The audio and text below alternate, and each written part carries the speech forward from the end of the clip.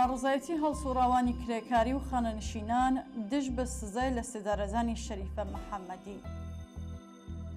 ڕۆژی یەکشەممە 17 پوشبەڕی 1403 خانەنشینانی ئاسایشی کۆمەڵایەتی کەشوەری فولاد و بەشی پەیوەندیەکان لە شار و پارێزگا جۆراوجۆرەکان لەوانە تاران، کرماشان، ئەهواز، شوش، مازەندەران و خوزستان کۆبوونەوەی ناڕزایەتیان بەڕێوەبرد. بەشێک لە دروشمەکانی ئەو کۆبوونەوانە وەک هەمیشە لە ناڕزایەتی بەرامبەر بە بارودۆخی ژیانی خانەنشینان بوو کە بریتی بوونە، گرانی، هەڵاوسان، ئافەتی ژیانی ئینسان، زوڵم و ستەم کافیە، سفرەکەمان خاڵیە، نەمێنێ بەندەگی، بژی زیندەگی و ئازارمان ئازارتانە، جەماوەەر پێمانەوە پەیوەست بێت. بەڵام هاوکات دروشمگەلێکیش بەشکرانەوەکە ڕەنگدانەوەی دەنگی ناڕزایەتی خانەنشینان بوو بەرامبەر بە دەسەڵاتداران و بەڕێوەبەرانی گەندەڵ. هەروەها لە یەکێک لەو کۆبوونەوانەدا سەبارەت بە هەڵبژاردنەکانی ئەم دوایانە ئاماژە بەوەکراکە گۆڕینی تاکە مورەیەک لەم پێکاتەیەدا ناتوانێت وەڵام دەرەوەی ویست و داواکاریەکان بێت مەگەر ئەوەی کە ئێمە خانەنشینان لەسەر پێی خۆمان بوەستین و بە پێکێنانی ڕێکخراوی سەربەخۆی خۆمان داواکاریەکانمان دەستەبەر بکەین. هەڵبەت دروشمەکان تەنیا لەو ئاستانەدا سنووردار نەبوون، بەڵکو خانەنشینان کۆمەڵێک دروشمی سیاسیان بەرز کردەوە و خوازیاری ئازادی کرێکاران و مامۆستایانی زیندانی بوون. خەباتکارانی بوێر لە ڕۆژەدا بە دیاریکراوی لە چەندین کۆڕ و کۆبوونەوەی خانەنشیناندا خوازیاری ئازادی شەریفە محەممەدی چالاکی کرێکاری بوون.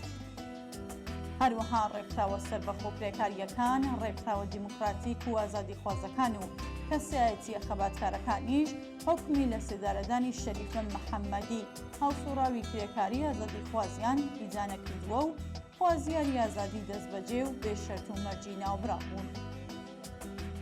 سەندیکای کرێکارانی نەیشەکەری حەوتەپا، گروپی یەکیەتی خانەنشینان، کۆمیتێ هەماهەنگی بۆ یارمەتیدان بە پێکهێنانی ڕێکخراوە کرێکاریەکان و کرێکارانی خانەنشینکراوی خوزستان ڕۆژی شەممە 16 پوشبەڕ لە ڕاگەیەندراوێکدا نووسیان سەرجەم ویژدانە وشیار و ئینسان ئازادی خوازەکان و هەموو کرێکاران و زەحمەتکێشان سزای لە سێدارەدان لە دژی شەریفە محەممەدی و هەر ئازادی خوازێکی تر ئیدارە دەکەن و لە پێناو ئازادی دەستبەجێ و بێشەرت و مەرجی ئەو کەسانەیە بە شێوەیەکی ستەمکارانە لە زینداندا ڕاگیراون لە هیچ هەوڵێک دەریغ ناکەن. مەحموود ساڵحی یەکێک لە ڕێبەرانی ناسراوی بزوستنەوەی کرێکاری ئێران کە نەشتەرگەری بۆ کراوە و لە نەخۆشخانە خوێندراوە لە وتوێژێکدا لەگەڵ ڕادیۆ پەیامی کەنەدا بۆ دیفاع لە کۆمیتەی هەماهەنگی بۆ پێکهێنانی ڕێکخراوە کرێکاریەکان وێڕای ئاماژە بە پێشینەی چالاکی ئەم ڕێکخراوەیە وەک ڕێکخراوێکی سەربەخۆ ئاشکرا و یاسایی ناوی بردوو دەرکردنی حکمی لە سێدارەدانی بۆ شەریفە محەممەدی بە تۆمەتی ئەندامبوون لەم ڕێکخراوەی وەک هەوڵێک بۆ چاوتەرسێنکردنی چالاکانی کرێکاری زانی و ئیدانێ کرد. ناوبراو لەم وتوێژەدا خوازیاری ئازادی خێرا و دەستبەجێ شەریفە محەممەدی و کۆتایی هێنان بە گوشارەکانی سەرچالاکانی کرێکاری بوو. ڕۆژی 17 پوشبەڕ کۆمەڵێک چالاکوان لە ژێرناوی بۆ چوونی شۆڕایی لە دەرەوەی وڵات لە ڕاگەیاندنێکدا وێڕای ئیدانەکردنی سزای لە سێدارەدانی شەریفمە ئەم هەڵسوڕاوە شێرگیر و خۆشناوە کرێکاریە خوازیاری ڕێکخستنی کەمپێنێکی جیهانی بوون بە مەبەستی ئازادکردنی بێشەرت و مەرج و خێرای ناوبراو. ئەوان جەختیانەوە کردووەتەوە کە پێویستە ئەو کەمپەینە لە جەرگەی خەبات بۆ ئازادکردنی سەرجەم زیندانیانی سیاسیدا بەڕێوە بچێت.